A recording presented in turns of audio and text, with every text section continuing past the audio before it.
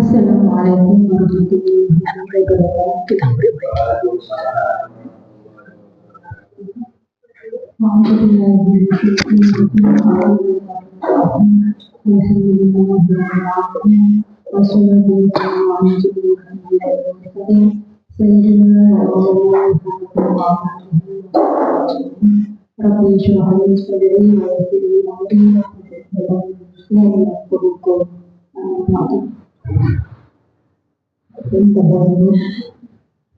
Kepala Sekolah SD Negeri 3 Sekolah Bapak Negeri 3 SPD yang saya hormati Bapak Ibu Guru serta undangan yang berbahagia.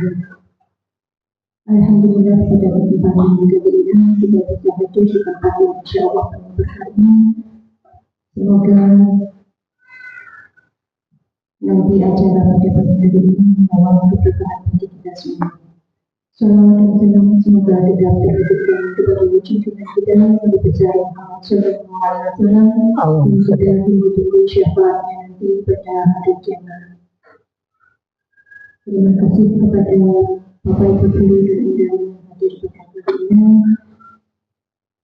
Acara presentasi CPD merupakan salah satu tahapan penting dalam proses pendidikan calon putra untuk menunjukkan hasil belajarnya selama mengikuti program pendidikan.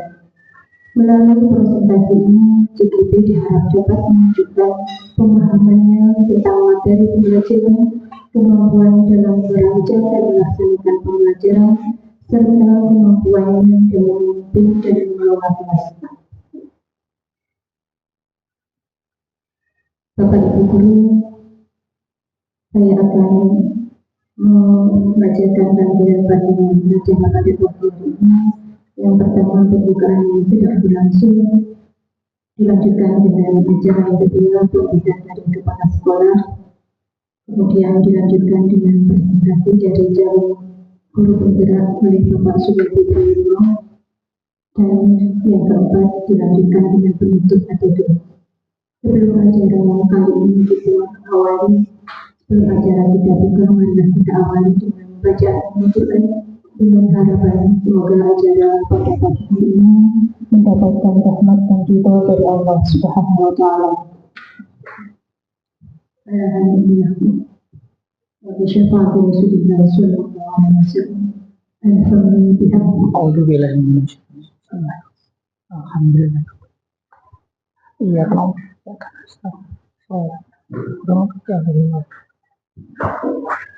Terima kasih. Selanjutnya yaitu sambutan dari kepala sekolah yang akan disampaikan oleh Bapak Ibu Guru SPD. Kami persilakan.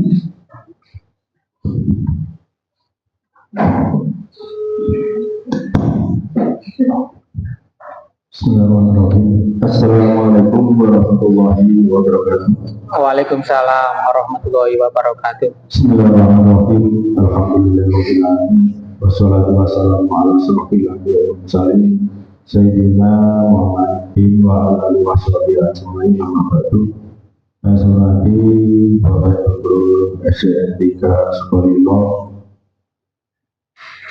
Pertama-tama marilah kita panjatkan syukur kepada Allah SWT yang telah memberikan rahmat, nikmat, taufik serta hidayah kepada kita semua, sehingga pada pagi hari ini kita bisa melaksanakan kegiatan sosialisasi yang akan disampaikan oleh Bapak Sumaidi dalam keadaan sehat walafiat.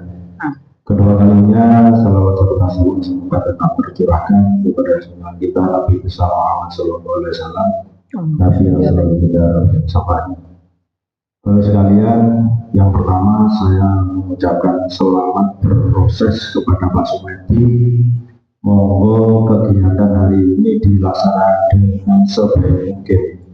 Kami beserta teman-teman mendukung penuh atas kegiatan yang panjenengan laksanakan hari ini. Mudah-mudahan apa yang kita laksanakan ini bisa berjalan dengan lancar dan maksimal.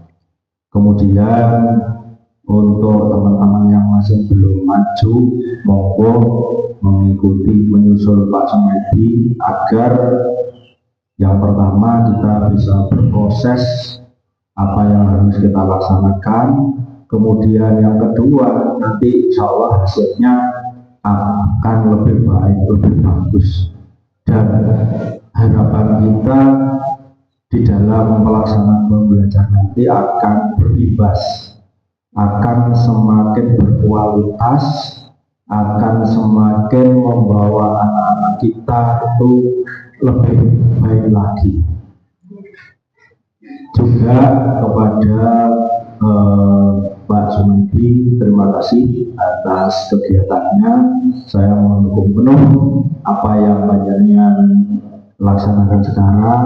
Mudah-mudahan panjenengan di dalam berproses nanti akan mendapat kelancaran, tidak ada suatu kendala apapun.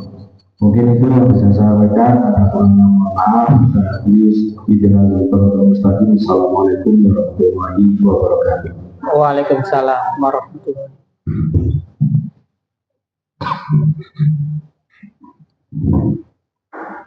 Terima kasih saya sampaikan. Selanjutnya waktu sepenuhnya kami serahkan kepada Bapak Sumedi Prasetyo ini. Kepada ini silakan.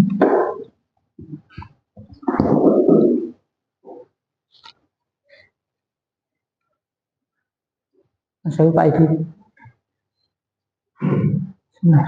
Assalamualaikum. Assalamualaikum warahmatullahi wabarakatuh. Bismillah, alhamdulillah, la haula wala quwata illa billah, amma ba'du.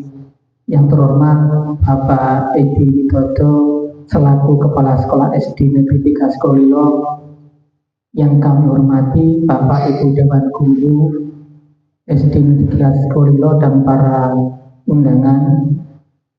Pertama-tama marilah kita panjatkan puji syukur kehadirat Allah Subhanahu wa taala bahwasanya hari ini kita bisa bersua dalam kegiatan dan tugas kami sebagai calon guru penggerak angkatan 10 Kabupaten Malang tahun 2024. Selawat salam marilah kita aturkan kepada pemimpin kita, Nabi Muhammad Sallallahu Alaihi Wasallam, yang kita nantikan syafaatnya kelak nanti sampai akhir zaman. Bapak Ibu yang kami hormati, kami di sini melaksanakan tugas pada modul titik 1.4 yaitu tentang diseminasi positif. Kami di sini bukan orang yang sempurna, bukan orang yang pintar, dan bukan orang yang merasa benar. Kami di sini mengajak, mari kita bersama-sama melakukan perubahan, kita bersama-sama menuju pembelajaran yang lebih baik dan penyempurnaan dari kegiatan pembelajaran sebelumnya. Bapak Ibu langsung saja nih, saya tampilkan presentasi dari saya.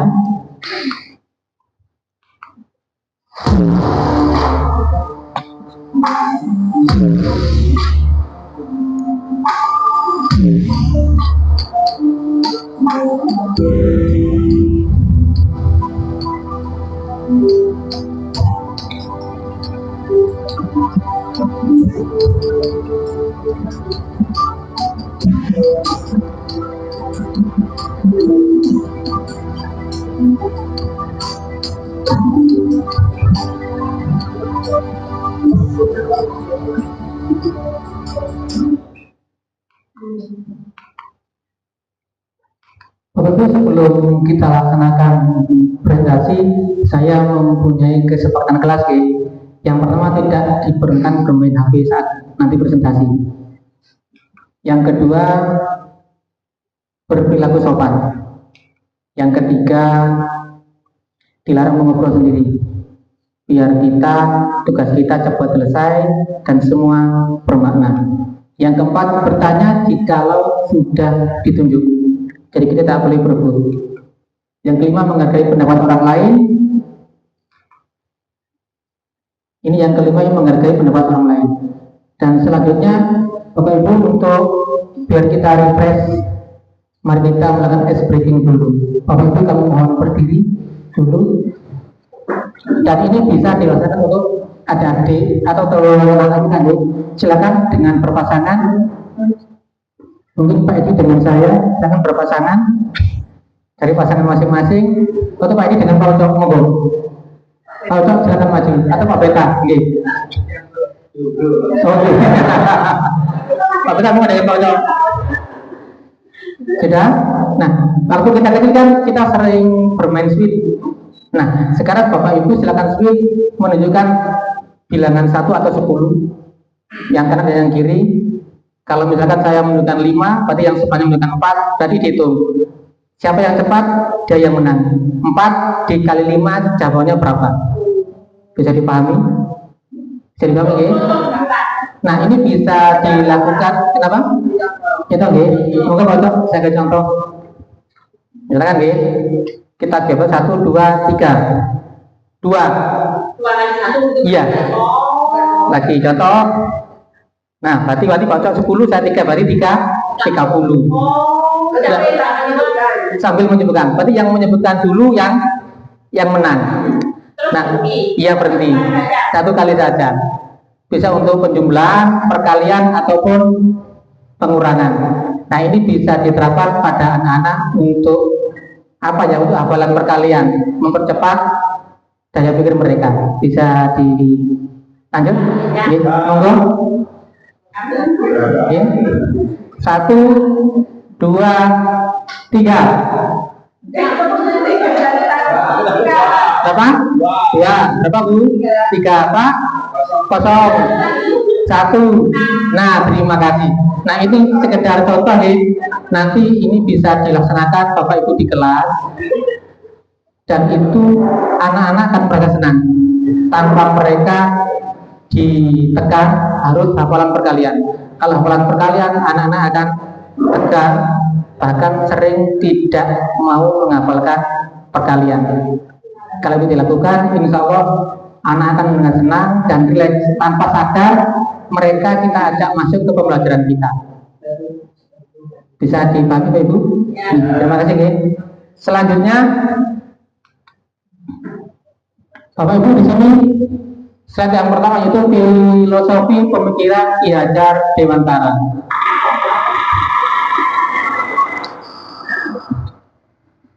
Dapat diartikan filosofi pemikiran Ki Hajar Dewantara. Berdasar filosofi Ki Hajar Dewantara, guru diibaratkan seorang petani yang memiliki peran penting untuk memperoleh hasil yang maksimal.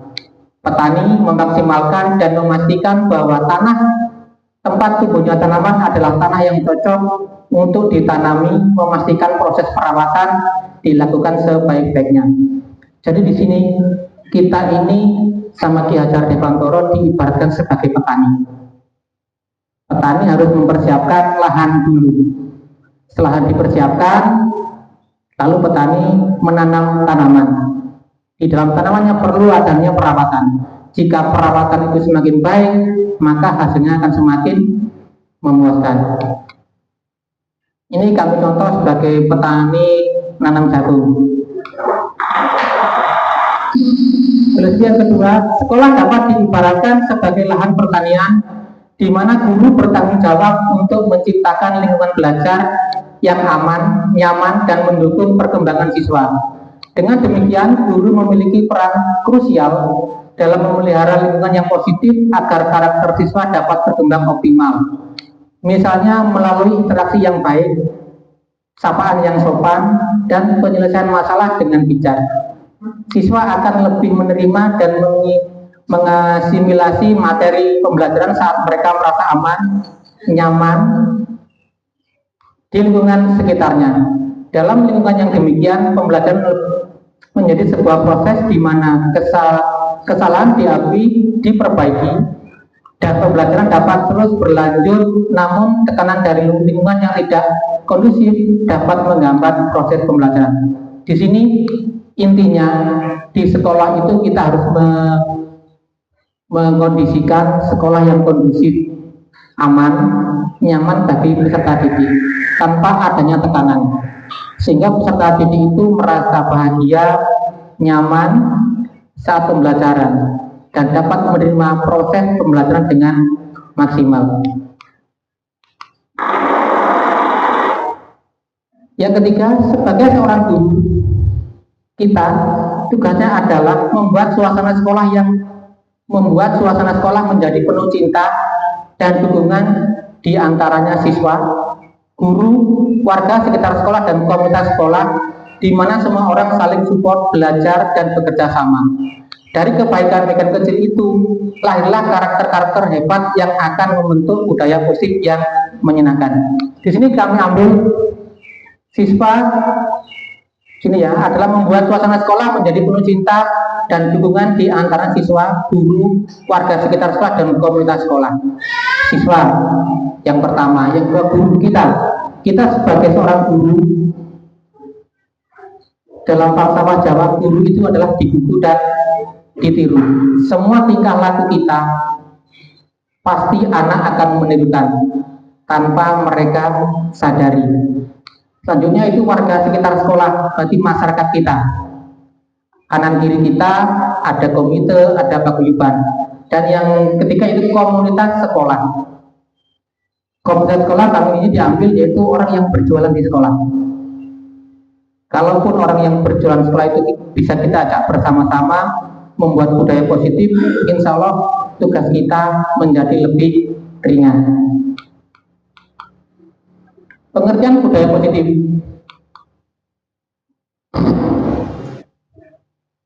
Budaya positif di sekolah adalah nilai-nilai, keyakinan dan kebiasaan di sekolah dan kebajikan di sekolah yang berpihak pada murid agar murid dapat berkembang menjadi pribadi yang kritis, penuh hormat dan tanggung jawab. Bapak ini saya ambil sini ya. Pribadi yang kritis, penuh hormat dan tanggung jawab. Ini nilai-nilai dari beberapa tahun ini, akhir tahun ini yang merasa sangat berkurang, mulai tergerus oleh perkembangan zaman.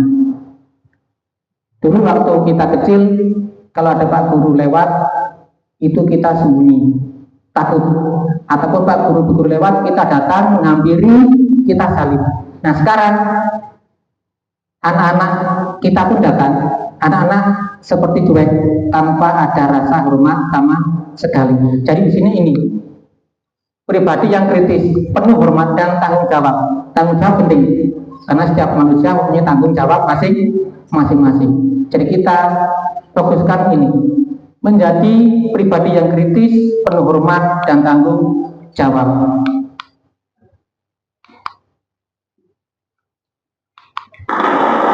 Budaya positif di sekolah meliputi satu, perubahan paradigma stimulus positif, yaitu perubahan dalam pandangan konsep dan praktik tentang bagaimana suatu bekerja dan dicapai menuju hal positif. Semua kegiatan kita pasti ada hal positif dan negatif, maka yang menuju hal positif dinamakan paradigma stimulus positif. Yang kedua, konsep disiplin positif. Penumbuhan disiplin yang didorong dalam diri anak tanpa hukuman dan rangsang hadiah. Ini penting ya. Saya ambil nanti, ini saya jangan di set bahwa selanjutnya rangsang hadiah. Yang ketiga, keyakinan kelas. Mungkin di sini Bu Widi yang sudah menerapkan ya, karena GP yang angkatan 9. Suatu yang dapat diterapkan di lingkungan kelas dan pembuatan keyakinan kelas melalui curah pendapat semua unsur serta ditinjau kembali dari waktu ke waktu. Artinya keyakinan kelas itu bisa berubah tergantung dari situasi dan kondisi. Yang keempat, pemenuhan 5 kebutuhan dasar manusia. Setiap manusia sama, mempunyai 5 kebutuhan dasar. Yang pertama, bertahan hidup, kasih sayang dan diterima, penguasaan atau kebutuhan pengakuan atas kemampuan, kebebasan, kebutuhan dan pilihan, serta kesenangan untuk merasa senang. Semua sama, tanpa terkecuali. Ini 5 dasar kebutuhan manusia. Yang kelima, 5 posisi kontrol. Nah, ini yang paling penting untuk kita. Kita sebagai pendidik, sebagai pemimpin pembelajaran harus mempunyai dan memahami 5 posisi kontrol kita. Kita sebagai penghukum, pembuat merasa bersalah, sebagai teman, pemantau atau sebagai manajer.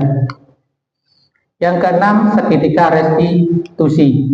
Proses menciptakan kondisi bagi murid untuk memperbaiki kesalahannya untuk mereka lebih kuat kembali kepada kelompoknya.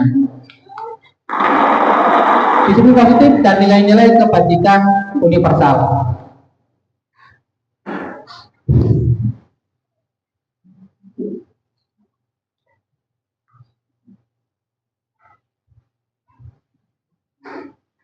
Disiplin positif dan nilai-nilai kebajikan universal dikemukakan oleh Dr. William Glasser dengan teori kontrolnya, paradigma stimulus, respon kepada pendekatan teori kontrol, Stephen R. Covey, disiplin positif dan nilai kebajikan universal.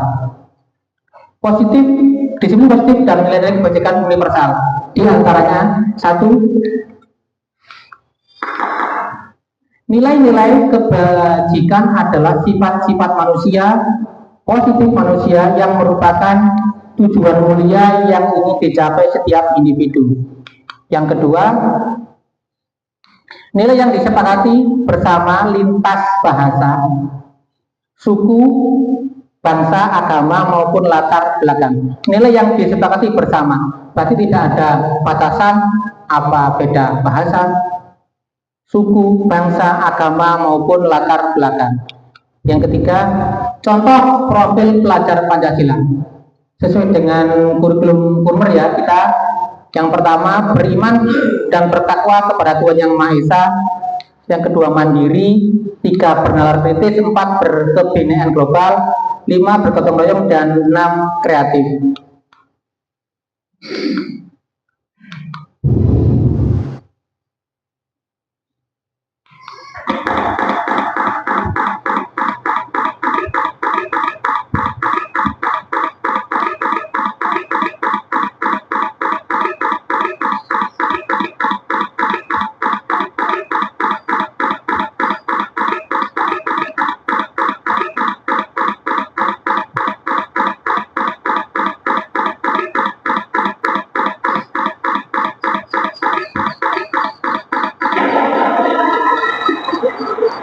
Teori kontrol menurut Dr. William Glasser meluruskan miskonsepsi, yaitu ilusi guru mengontrol murid. Guru bukan mengontrol murid, namun murid yang mengizinkan guru untuk mengontrolnya. Jadi selama ini paradigma kita bukannya salah, tapi kita salah konsepsi, kita miskonsepsi. Guru tidak bisa mengontrol murid, guru tidak bisa memaksa kehendaknya kepada murid, tapi muridlah yang mengizinkannya kita untuk mengontrolnya. Selanjutnya, ilusi bahwa semua penguatan positif efektif dan bermanfaat. Penguatan positif atau bujukan tidak bertahan lama. Bujukan, rayuan itu tidak bertahan lama. Dia berlaku kalau kita ada. Kalau kita tidak ada, maka bujukan dan rayuan akan hilang secara otomatis. Yang berikutnya, ilusi bahwa kritik dan membuat orang merasa bersalah dapat menguatkan karakter. Pengontrol murid menuju identitas gagal. Mereka belajar untuk merasa buruk tentang diri mereka. Kritik membuat orang merasa bersalah. Nanti saya jelaskan di slide berikutnya. Yang berikutnya, ilusi bahwa orang dewasa memiliki hak untuk memaksa. Perilaku memaksa tidak akan efektif untuk jangka waktu yang panjang, dan sebuah hubungan permusuhan akan terbentuk. Hak untuk memaksa. Ini kita orang dewasa cenderung untuk memaksa, sehingga tidak ada kecocokan dan terjadinya permusuhan. Paradigma stimulus, respon kepada pendekatan teori kontrol, Stephen R. Covey. Stimulus respon, kebutuhan kita semua. Semua orang melihat hal-hal yang sama. 3, kita mencoba mengubah agar orang berpendapat sama dengan kita. Selanjutnya, perilaku buruk dilihat sebagai suatu kesalahan. Orang lain bisa mengontrol, saya bisa mengontrol orang lain. Memaksa ada pada saat bujukan gagal. Ini stimulus responnya. Untuk dari kontrolnya, realitas kebutuhan kita berbeda. Kebutuhan saya dengan Bu Wiji, dengan Bu Anis atau Pak Ucok berbeda. Berikutnya, setiap orang memiliki gambaran berbeda. Ini tentang pandangan kita. Selanjutnya, kita berusaha memahami pandangan orang lain tentang dunia. Dunia kita berbeda. Karena kita dilahirkan dengan latar belakang yang berbeda, kita dilahirkan dengan kodrat alam dan kodrat zaman yang berbeda. Hanya orang yang bisa mengontrol diri Anda. Orang lain bisa mengontrol diri kita, asalkan kita memberikan izin orang lain untuk mengontrol. Jadi kita tidak bisa memaksa. Anda tidak bisa mengontrol orang lain. Kolaborasi dan konsensus menciptakan pilihan-pilihan baru.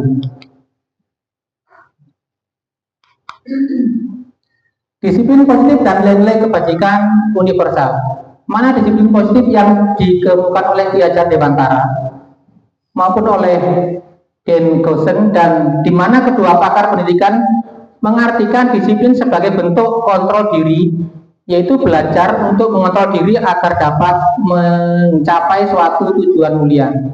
Tujuan mulia di sini mengacu pada nilai-nilai atau prinsip-prinsip mulai yang dianut seseorang. Kita namakan nilai-nilai tersebut sebagai nilai-nilai kebajikan yang universal.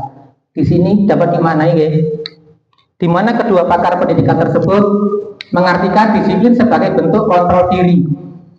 Kontrol diri kita harus bisa mengontrol diri kita sendiri. Kontrol diri yaitu belajar untuk mengontrol diri agar dapat mencapai suatu tujuan mulia. Tujuan mulia di sini mengacu pada nilai-nilai atau prinsip-prinsip mulia yang dianut oleh seseorang. Jadi kita beragama Islam, kita hidup di tanah Jawa, ya kita menganut agama Islam dan adat kita di tanah Jawa, agar tujuan mulia kita tercapai. Motivasi perilaku manusia. Untuk menghindari dari ketidaknyamanan atau hukuman. Motivasi perilaku manusia. Mohon kita telaah dalam hati, apakah ini motivasi kita untuk menghindari ketidaknyamanan atau hukuman. Ini juga berlaku untuk anak-anak. Yang kedua, untuk mendapatkan imbalan atau penghargaan dari orang lain. Setiap anak pasti, dan kita dari kecil waktu SD kita sudah diperkenalkan dengan ini, untuk mendapat imbalan atau penghargaan dari orang lain. Misalkan, siapa yang dapat nilai terbaik akan dapatkan hadiah. Yang kedua, contoh lagi, siapa yang datang paling pagi akan mendapatkan bintang. Ya, siapa yang paling rajin nanti saya kasih uang. Nah, ini masuk kedua, untuk mendapat imbalan atau penghargaan dari orang lain. Yang ketiga, untuk menjadi orang yang mereka inginkan dan menghargai diri sendiri dengan nilai-nilai yang mereka percaya. Untuk menjadi orang yang mereka inginkan dan menghargai diri sendiri dengan nilai yang mereka percaya. Ini motivasi perilaku manusia, semua sama.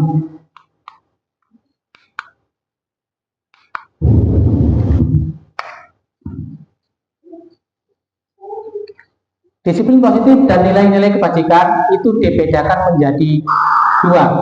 Yang pertama yaitu motivasi eksternal yang berasal dari luar diri kita, yaitu untuk menghindari ketidaknyamanan, hukuman, dan untuk mendapatkan imbalan atau penghargaan dari orang lain. Ini motivasi eksternal. Untuk menghindari ketidaknyamanan atau hukuman, anak-anak selama ini berlaku disiplin karena takut dihukum. Misalkan melakukan kesalahan, dia datang terlambat, kamu tidak akan terlambat, maka akan dihukum, tidak boleh masuk kelas misalkan, atau harus menyapu. Itu diperoleh dari motivasi eksternal, pengaruh dari luar. Yang kedua, motivasi dari diri sendiri atau internal, yaitu maka menjadi orang yang mereka inginkan dan menghargai diri sendiri dan menilai-nilai yang mereka percaya, menghindari hukuman dan pemberian penghargaan berlebihan agar meminimalisir motivasi eksternal dalam diri, menjadi orang yang mereka inginkan dan menghargai diri sendiri. Ini yang penting, menghargai diri sendiri dengan nilai-nilai yang mereka percaya untuk menghindari hukuman. menghargai diri sendiri dan nilai-nilai yang mereka percaya. Ini harus kita tingkatkan motivasi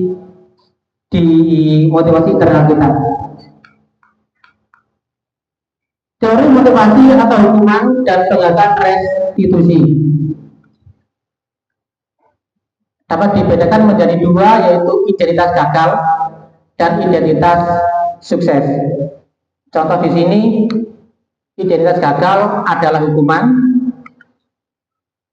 disiplin, konsekuensi, dan restitusi itu masuk identitas sukses. Contoh identitas gagal, murid atau anak belajar menyembunyikan kesalahan. Konsekuensinya murid atau anak belajar taat peraturan karena ada kesepakatan di awal. Restitusi, murid dan atau anak belajar memecahkan masalah. Yang kedua, mencoba mengontrol anak dengan penguatan positif, membayar impas kesalahan. Siapa yang berbuat, dia harus bertanggung jawab. Itu termasuk identitas gagal. Mencoba mengontrol anak dengan penguatan positif. Kalau restitusi, anak paham bahwa dirinya sendiri yang memegang kendali kontrol. Anak paham bahwa dirinya sendiri yang memegang kendali kontrol. Tingkah laku anak sendiri yang memegangnya, tanpa ada pengaruh dari orang lain, timbul dari diri sendiri. Selanjutnya, dampak pada murid. Marah, merasa bersalah, rendah diri, mengasingkan diri. Konsekuensinya, kehilangan hak, waktu jeda, seorang diri atau time out, penahanan. Murid atau anak tidak kehilangan waktu, namun bersemangat untuk memperbaiki diri. Identitas gagal selanjutnya yaitu tiba-tiba tidak diharapkan atau sangat melukai. Konsekuensinya sudah diketahui, masuk akal. Restitusinya berupa undangan untuk mengadakan restitusi.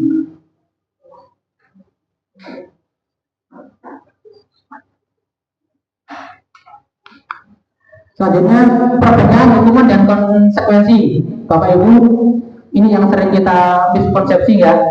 Ini yang sering kita salah. Ini yang sering kita lakukan di sekolah, terjadi pada saya sendiri dan mungkin tanpa sadar kita melakukannya. Hukuman sesuatu yang menyakitkan. Semua orang yang mendapat hukuman pasti menyakitkan. Kalau konsekuensi, sesuatu yang harus dihargai. Sesuatu yang harus dihargai. Yang kedua, membuat anak sakit baik fisik maupun hati untuk jangka waktu yang lama. Jika kita melakukan hukuman kepada anak, maka anak akan merasa dendam seumur hidup, akan benci kepada kita ataupun sakit hati kepada kita. Kalau konsekuensi, membuat anak merasa tidak nyaman dengan jangka waktu yang pendek, hanya terbatas waktu. Yang ketiga, anak membenci kedisiplinan. Konsekuensi, anak menghargai kedisiplinan. Lalu paksaan untuk hukuman menjadi stimulus tanggapan. Selanjutnya, mendorong anak untuk menyakiti diri sendiri, mendorong anak agar dapat menyesuaikan diri. Bapak Ibu bisa dibaca ya. Ini yang konsep diri yang buruk, konsep diri yang baik, sampai dengan hukuman pasti menimbulkan marah dalam hati, rasa bersalah, dipermalukan, dan merasa tidak dihargai. Kalau konsekuensi, kehilangan haknya, dibuat tidak nyaman, diasingkan untuk sementara waktu.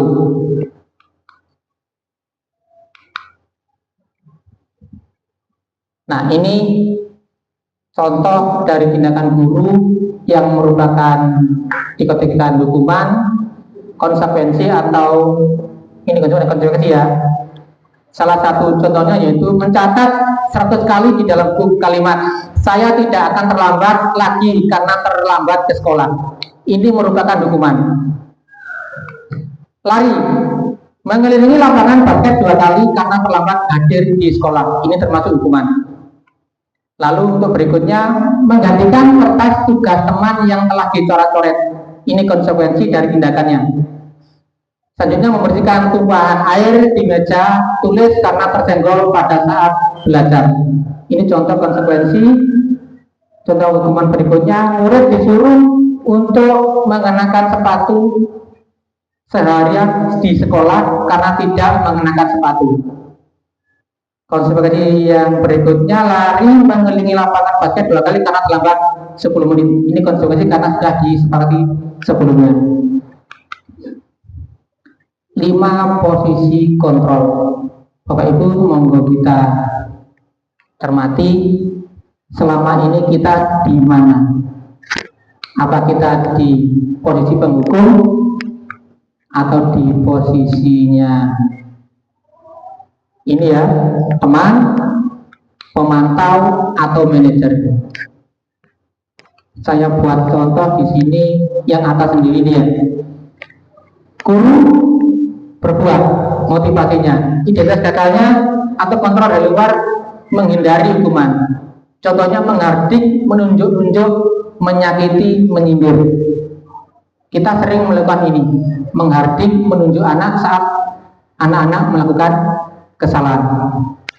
Membuat orang bersalah, berceramah dan mengatakan seharusnya. Ibu kecewa, bapak kecewa, kamu seperti itu, tingkah lakumu seperti itu. Kalau teman membuat alasan untuk murid-muridnya, maaf ya, saya terlambat. Bapak datang ke sekolah karena ada kepentingan. Yang ketiga, pemantau, menghitung dan mengukur.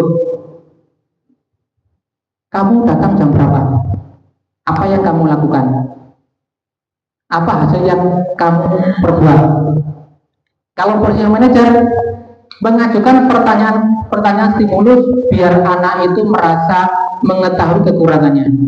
Contoh yang kedua, guru berkata, kalau kamu tidak melakukannya, awas ya, rasakan. Ini posisi menghukum. Contoh lagi, saya ulangi, kalau kamu tidak melakukannya, awas ya, rasakan akibatnya. Maka anak akan merasa takut, anak akan merasa was-was dan tidak merasa nyaman di sekolah. Membuat merasa bersalah, contohnya, kamu seharusnya sudah tahu. Ibu lelah sekali mengatakannya, ibu jadi stres. Ini membuat orang merasa bersalah dengan ciri-ciri nadanya lembut, seperti menghibah.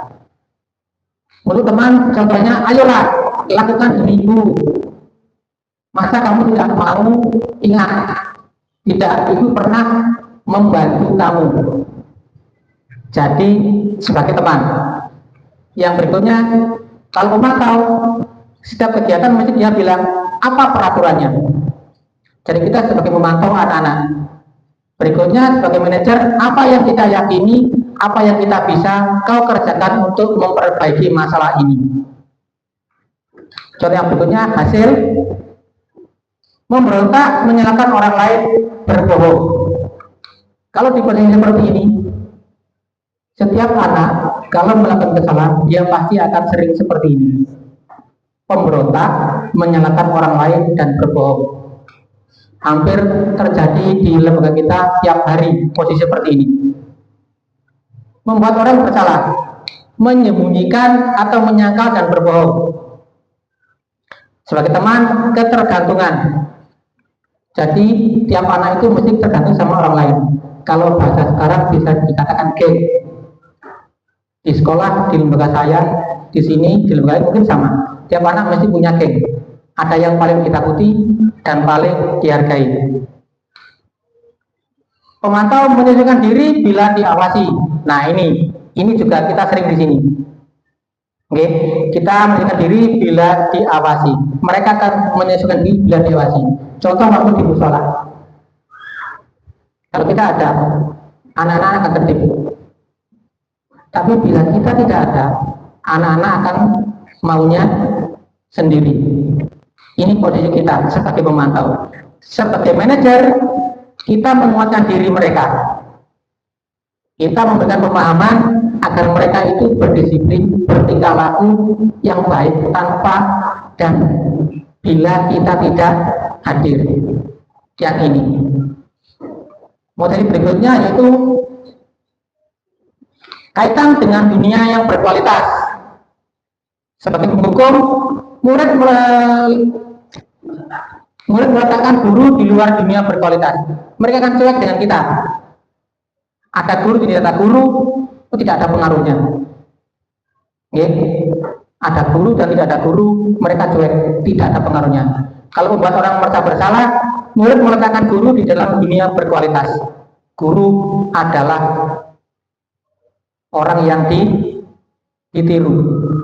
Tapi jangan lupa, tidak semua tingkah guru itu benar dan tidak boleh ditiru oleh anak. Sebagai teman, murid meletakkan guru sebagai orang yang paling penting di dunia berkualitas. Pemantau, murid meletakkan guru, peraturan dan hukuman di dunia berkualitas. Kalau kita sebagai manajer, guru murid meletakkan dirinya sebagai individu yang positif dalam dunia berkualitas. Berikutnya, murid berkata seperti ini. Tampak pada murid mengulangi kesalahan. Jika ada posisi kita penghukum, murid akan melakukan kegiatan atau kesalahan yang sama, hanya waktunya yang berbeda. Kalau kita di posisi penghukum, pasti manusia akan masuk ke lubang yang sama, tapi waktunya dan tempatnya yang berbeda. Kalau membuat orang merasa bersalah, merasa rendah diri. Nah, ini yang harus kita hindari. Merasa rendah diri mengakibatkan anak itu akan minder dan merasa tidak punya teman. Kalau teman lemah, tidak mandiri dan bergantung. Pemantau menitik beratkan pada sanksi atau hadiah yang untuk dirinya. Ini yang tadi ya. Kalau kita dapat nilai yang baik, dapat apa hadiahnya? Kalau dalam pagi kita dapat bintang. Selanjutnya, mengevaluasi diri bagaimana cara memperbaiki diri. Mengevaluasi diri bagaimana cara memperbaiki diri. Nah, sekarang kita masuk ke restitusi. Restitusi adalah proses menciptakan kondisi bagi murid untuk memperbaiki kesalahan mereka sehingga mereka bisa kembali pada kelompok mereka dengan karakter lebih kuat. Ini sabuk merah sehingga mereka bisa menghargai, sehingga mereka bisa kembali pada kelompok mereka dengan karakter yang lebih kuat.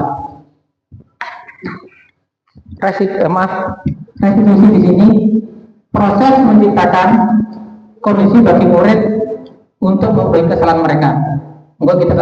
Kita telah bersama-sama sehingga mereka bisa kembali pada kelompok mereka dengan karakter yang lebih kuat.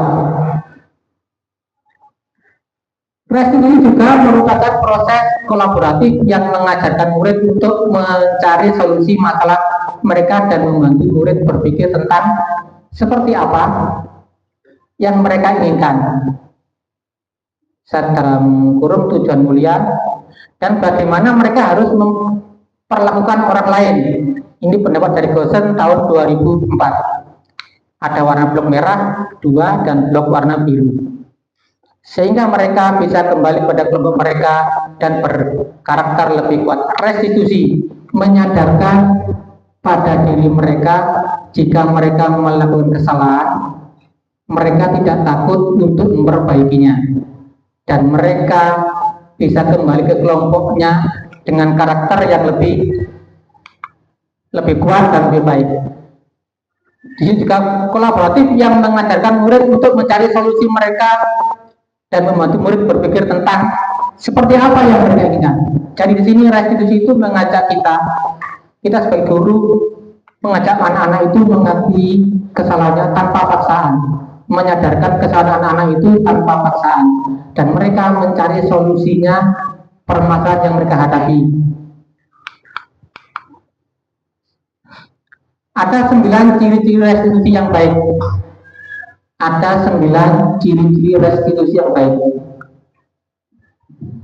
Yang pertama, restitusi adalah yang baik ya, bukan untuk menebus kesalahan, namun untuk belajar dari kesalahan. Ini yang harus kita tanamkan kepada anak-anak. Bukan untuk menebus kesalahan, namun untuk belajar dari kesalahan. Yang kedua, memperbaiki hubungan. Ketiga, tawaran bukan paksaan.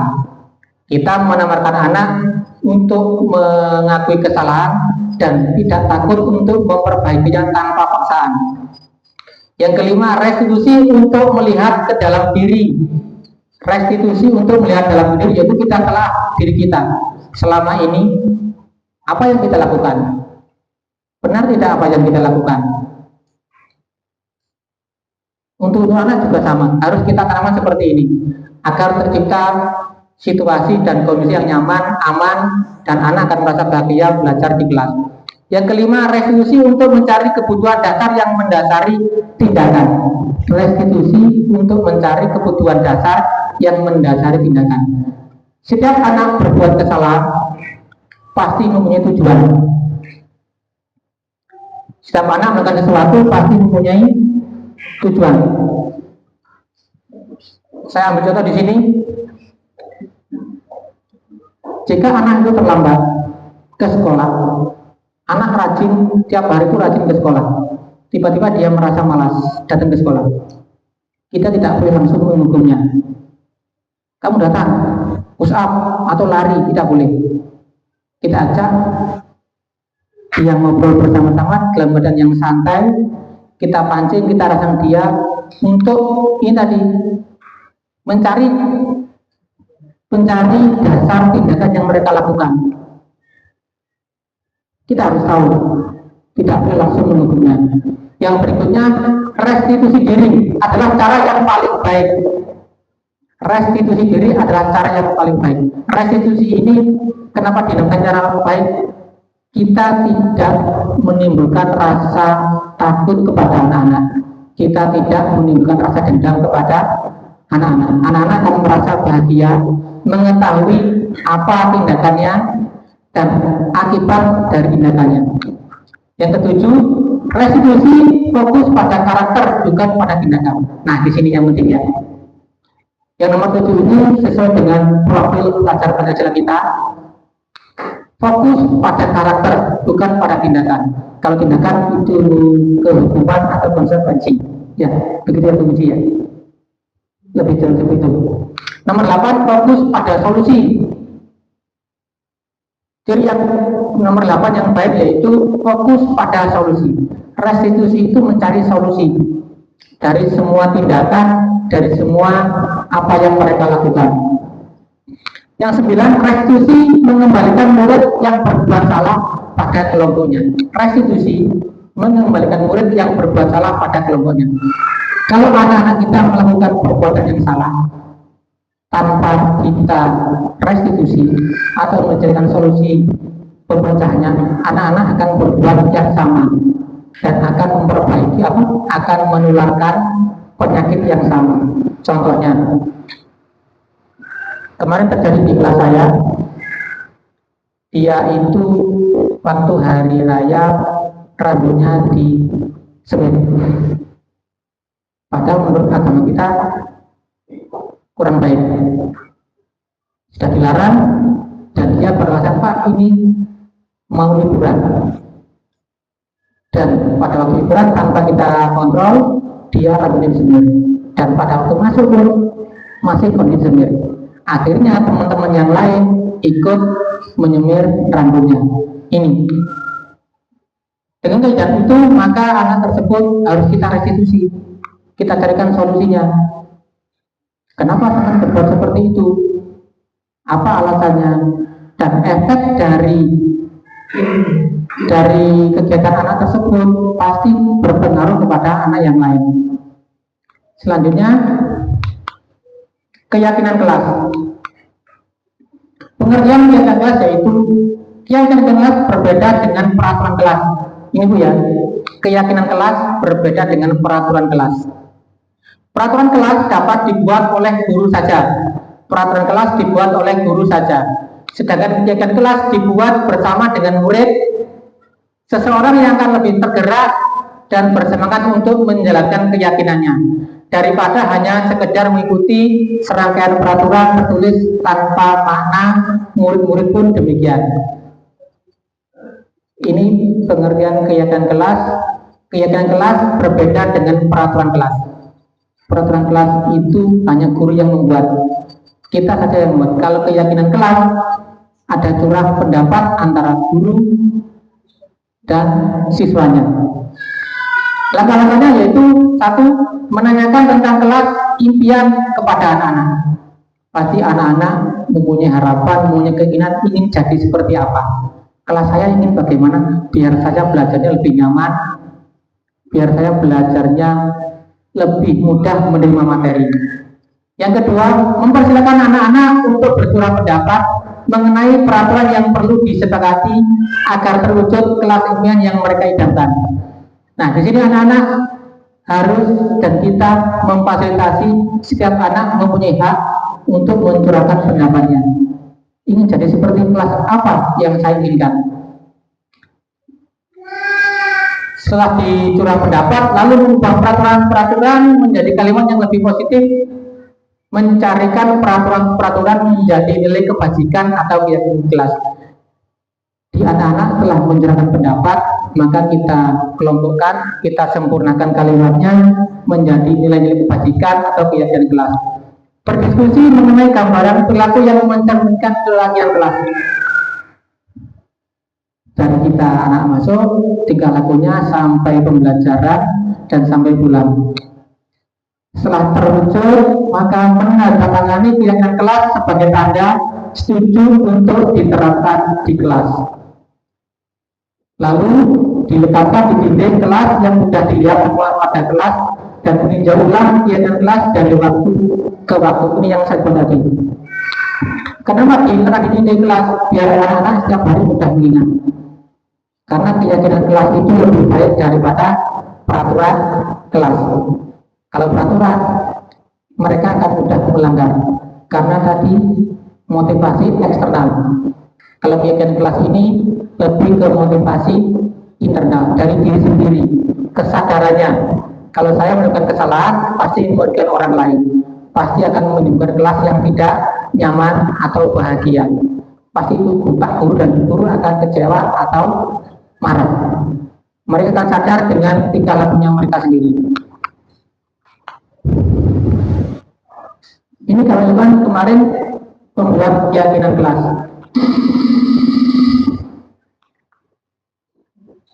Menanyakan kelas kepada anak-anak, ini kelas impiannya, curah pendapat, dan ini ada perempuan, anak perempuan, laki-laki. Ini menurut pendapatnya, lalu menampilkan hasil pendapatnya di depan kelas ini. Ini kita kelompokkan berdasarkan keyakinan kelas yang mereka inginkan.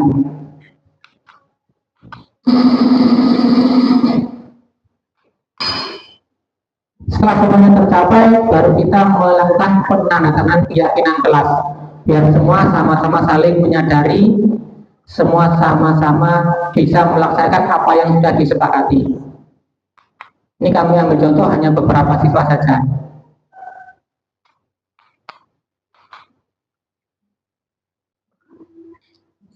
Selanjutnya tentang kebutuhan dasar manusia.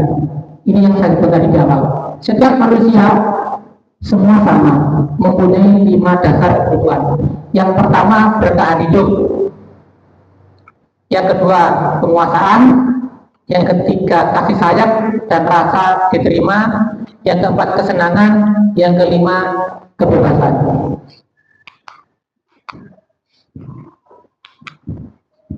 Ini tadi ya. Satu lagi, 5 posisi kontrol manusia. Maaf, 5 posisi kontrol guru. Bapak Ibu mohon ditelaah. Kita sekarang di posisi mana? Dan posisi yang paling baik kita ada di posisi 5. Kita sebagai manajer. Posisi mentor di mana guru berbuat sesuatu bersama dengan murid, mempersilakan murid bertanggung jawab, mempertanggungjawab perilakunya dan mendukung murid agar tetap dapat menemukan solusi yang dilakukannya. Contoh kalimatnya ini. Pendukung terlambat lagi, pasti terlambat lagi. Selalu datang terlambat. Kapan bisa datang tepat waktu? Ini posisi pendukung. Posisi pembuat bersalah. Adi, kamu ini bagaimana ya? kamu kan sudah berjanji dengan Bapak tidak terlambat lagi. Kenapa kamu kenapa ya senang sekali mengerjakan Bapak? Bapak benar-benar kecewa sekali, membuat rasa bersalah. Kalau teman seperti ini, adik, ayolah bagaimana sih kemarin kamu sudah janji ke Bapak, bukan kenapa terlambat lagi? Pemantau, kamu terlambat 15 menit.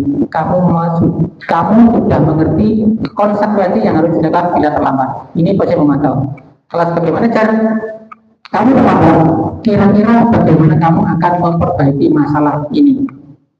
Nah, ini jika contoh ada sesuai terlambat, kalimatnya sesuai dengan penghukum, pembuat rasa bersalah, teman, pemantau atau manajer. Tadi garis ya. Segitiga resolusi yaitu merujuk pada proses komunikasi yang diterapkan oleh pendidik atau orang tua dengan tujuan membantu perkembangan siswa menjadi individu mandiri dan bertanggung jawab.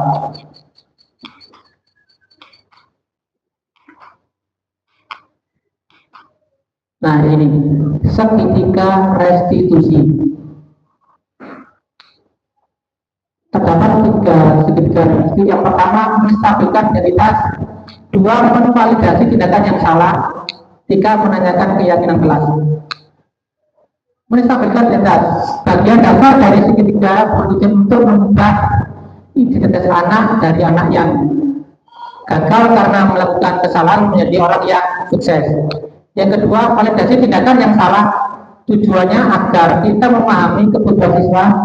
Kalau kita memahami kebutuhan dasar apa yang mereka dasari menjadi sebuah tindakan, kita akan bisa menemukan cara yang paling efektif untuk memenuhi kebutuhan mereka. Menanyakan keyakinan anak akan siap untuk dihubungkan dengan nilai-nilai yang dia percaya dan berpindah menjadi orang yang dia inginkan. Ini segitiga restitusi. Ini contoh segitiga restitusi yang kami laksanakan beberapa waktu kemarin. Assalamualaikum warahmatullahi wabarakatuh. Selamat pagi, Pak. Waalaikumsalam warahmatullahi wabarakatuh. Silakan masuk, Mbak Naila. Silakan duduk, Mbak Naila. Terima kasih. Mbak Naila, sebelumnya saya minta maaf dulu ya. Apakah kamu tahu mengapa saya panggil kantor? Iya, Pak. Saya terlambat datang ke sekolah. Terima kasih kamu sudah menjawab salam kami. Akan tetapi Pak Medi tidak mencari pembenaran apa yang telah kamu lakukan. Dikarenakan di dunia ini tidak ada manusia yang sempurna, tidak ada kesalahannya. Dan kita setiap sekali melakukan kesalahan harus berani dan bertanggung jawab dan segera memperbaikinya. Kalau boleh Pak Medi tahu mengapa kamu datang terlambat? Maaf, Pak, karena kamar mandinya bergantian dengan kakak. Dan biasa kalau anak perempuan suka dandan dan bermain HP. Oh iya, tak apa-apa. Itu memang semuanya memang rutinitas kita, Mbak Naila. Mbak Naila sekarang coba ingat keyakinan kelas apa yang pernah kita sepakati. Disiplin, saling menghormati, dan bertanggung jawab. Nah, dan keyakinan yang Mbak Naila langgar apa? Yang saya langgar disiplin dan bertanggung jawab. Iya. Ya betul sekali Mbak Naila. Sekarang Mbak Naila mau memperbaikinya? Iya, Pak Medi. Lalu bagaimana caranya? Mengatur waktu mandi lebih pagi, tidak bermain HP, dan tidak membuang-buang waktu di kamar mandi, serta berdisiplin dan bertanggung jawab. Iya betul, memang Mbak Naila anak yang cerdas. Mulai besok Mbak Naila harus pandai-pandai mengatur waktu dan meningkatkan kedisiplinan ya. Iya. Nah sekarang Mbak Naila boleh istirahat dulu. Terima kasih banyak Naila ya. Iya, Pak. Tetap semangat. Ya. Iya, Pak, sama-sama. Permisi dulu ya. Waalaikumsalam.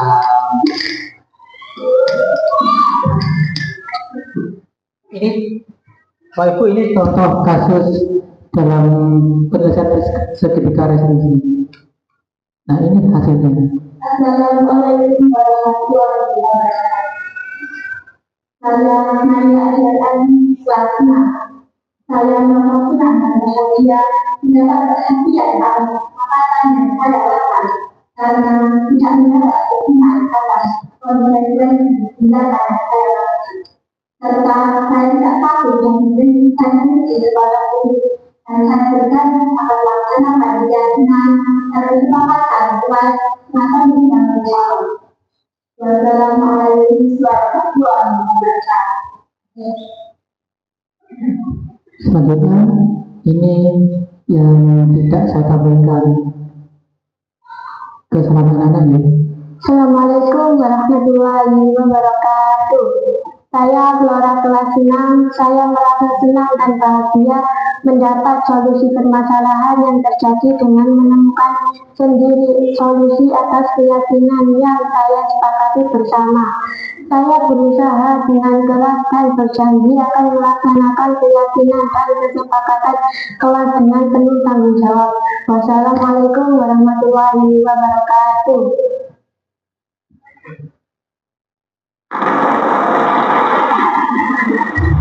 Bapak Ibu yang kami hormati, dari contoh tadi pelaksanaan sertifikat institusi atau lebih lengkapnya diseminasi positif tadi bertujuan yaitu dari kita satu, kita menjadi pendidik yang lebih baik. Kita harus menjadi dan sebagai pelopor agar kita dan generasi berikutnya itu menjadi lebih baik daripada diri kita. Dengan melakukan prakarsa perubahan. Kalau bukan kita, dari kita siapa lagi? Agar masa depan anak itu kita ke depannya lebih baik. Yang berikutnya, profesi yang tepat diri kita saat ini adalah sebagai manajer, bukan sebagai pemantau, penipu, atau memberi konsekuensi. 4. Segitiga institusi dapat mengembalikan murid ke dalam kelompoknya dengan kesiapan diri yang lebih baik. Nah, di sini yang ketiga, kita harus mengembalikan posisi anak jika kembali ke teman-temannya bisa membawa perubahan, bukan memperburuk perubahan. Kalau Ibu yang kami hormati, terima kasih.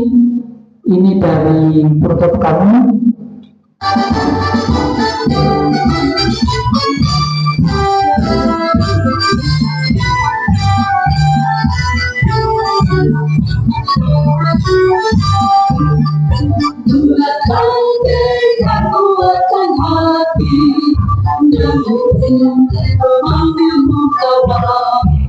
Belajar bergerak berhati untuk negeri, kudukan gerak. Terima kasih Bapak Ibu dari awal dan akhir. Sekarang saya ingin menawarkan ada pertanyaan dari Bapak Ibu. Mungkin Pak Edi monggo. Terkait dengan yang disampaikan oleh Pak Sumedi tadi, pemberian dimensi positif ke anak-anak, padahal kita ketahui bersama bahwa di lapangan kenyataannya itu anak-anak tingkah lakunya itu sepertinya sudah lepas kontrol ya, terkait dengan mungkin pengaruh dari HP. Nah, padahal di dalam kita melaksanakan kegiatan setiap hari itu selalu ada apa istilahnya peraturan yang harus kita terapkan. Nah, sementara anak-anak ketika di pasaran seperti itu tidak mempan. Nah, mungkin dari Pak Medi ada solusi bagaimana kita menerapkan tindakan yang pas menurut siswa juga menurut kita secara terima kasih. Terima kasih Pak Edi, pertanyaan yang bagus. Pertanyaan tersebut juga kami tanyakan kepada Pasli dan BP. Pada ininya yang ditanyakan Pak Edi semua kita mengalaminya tentang budaya yang mereka bawa keluar dimasukkan ke soal PDI tentang kedisiplinan. Kunci di sini jawabannya yang pertama Pak Edi, kolaborasi. Yang dimaksud kolaborasi, kita di sekolah, namun ya Pak Edi, ada kepala sekolah, ada guru, ada TUW, atau ada penjaga dan warga sekolah. Jika kita berkolaborasi dengan baik, maka budaya-budaya yang dibawa keluar tersebut insya Allah akan sedikit demi sedikit akan terkikis, dan itu tidak terjadi secara instan, tidak 1 hari, 2 hari, 1 hari, 2 minggu hilang. Semuanya membutuhkan proses. Selain yang pertama kalau belajar dari sekolah, kita juga harus berkolaborasi dengan murid. Setiap kita ketemu dengan murid, melakukan pertemuan, maka kita memberikan bimbingan atau tuntunan kepada wali murid. Sebenarnya kalau menjadi orang tua yang baik seperti ini, posisinya bukan sebagai pemukul, tapi sebagai manajer. Kita berikan kesadaran pada mereka. Dan anak-anak itu memulai dari dirinya sendiri. Dia belajar, dia bertindak bukan karena orang lain. Dia belajar dan bertindak dari diri sendiri. Dia tahu konsekuensi yang dia lakukan. Yang kedua, yang ketiga, setiap anak yang melakukan tindakan kita berikan tadi restitusi. Tapi itu bukan hal yang gampang. Bukan yang gampang segampang kita memberikan tangan. Kenapa? Karena itu budaya yang kita bawa dari rumah. Di sekolah kita sampai jam 7 sampai jam dikatakan sampai jam 1 dengan anak. Itu kebetulan sekolah. Sudah kita program, kita buat sedemikian rupa. Tapi jam 1 sampai nanti jam dia berangkat ke sekolah, mereka ada di lingkungan dengan pengaruh yang sangat besar. Baik dengan keluarganya sendiri, masyarakat, dan pengaruh dari gadget, dari HP itu sangat besar. Maka dari itu kuncinya ya kita berkolaborasi, kita bekerja sama. Setiap unsur yang di sekolah memberikan pengertian tanpa putus, tanpa merasa lelah. Insya Allah kalau kita bekerja sama, semua kompak, masalah yang akan dihadapi tersebut akan sedikit demi sedikit akan teratasi. Ya tapi itu adalah ID zamannya. Kita memang sulit karena kita terbentur dengan kodrat masyarakatnya itu.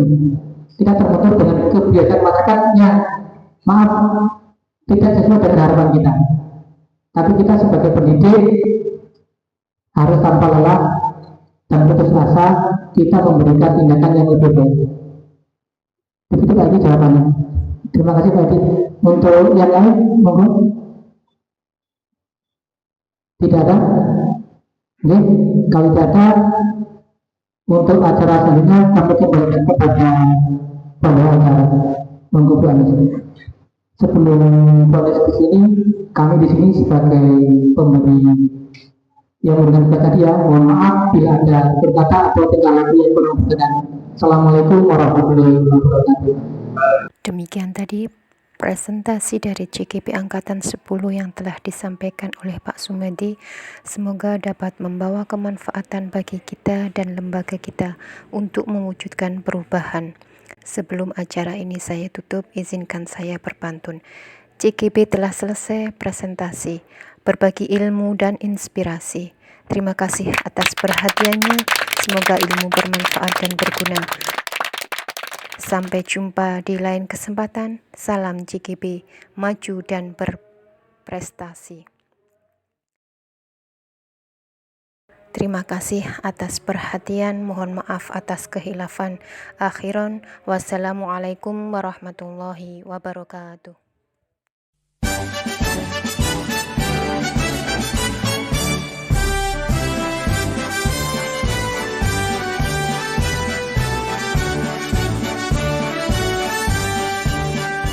Bulatkan tekad, kuatkan hati, negeri ini memanggilmu kawan.